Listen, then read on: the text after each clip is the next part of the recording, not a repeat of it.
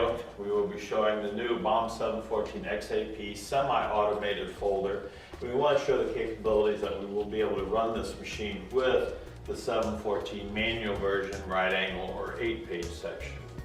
And in order to do this, you will have to remove the stacker table that comes with the 714XLT and replace it with the transfer table that comes standard with the 714 right angle section.